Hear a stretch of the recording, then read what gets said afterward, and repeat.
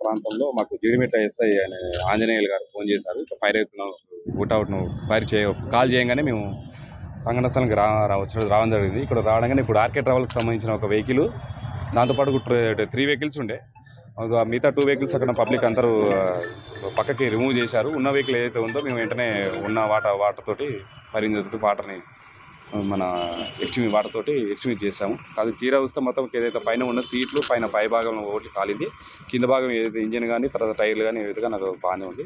కాకపోతే వివరాలు ఏం తెలియరాలేదు. దాని ఓనర్ సంబంధించిన బయట ఉన్నాడు, ఓన్లీ డ్రైవరే ఉన్నాడు, ఇంకేం డీటెయిల్స్ ఇవ్వలేదు. వివరాలు తెలుసుకోవాల్సింది. నష్టం ఇప్పటికీ ఏమన్నారు అయిందని విషయం, లాసు అనేది ఎంతవరకు లాస్ అయిందని విషయం. పక్కన వీటితో పాటు 2 బస్సులు ఉండే, మేము వచ్చేవరకు ఆల్రెడీ పబ్లిక్ ఇక్కడ నుంచి రిమూవ్ చేశారు వాళ్ళు. అవి సేఫ్గా ఉన్నాయి, ప్రాబ్లం లేదు. జస్ట్ అంతే. ఇక్కడ ఉన్న వాళ్ళు ఏదైతే ఇది యాక్చువల్ పార్కింగ్ ఏరియా, కాకపోతే ఏంటంటే వాళ్ళకు కూడా తెలియదు లోపల అయిన ఫైర్ కూడా. ఒకటిసారిగా మన మంటలు బయటకు రాగానే పబ్లిక్ అంతా అలర్ట్ అయ్యి ఉన్న 2 వెహికల్ రిమూవ్ చేయడం జరిగింది. మాకు వెంటనే 11:30కి ఆ ప్రాంతంలో కాల్ రావడంతో వెంటనే మీకు ఆల్మోస్ట్ 5 minutesలో ఇక్కడ రీచ్ అయ్యాము. వెంటనే ఫైర్ ఎక్స్టింగ్విష్ చేశాము.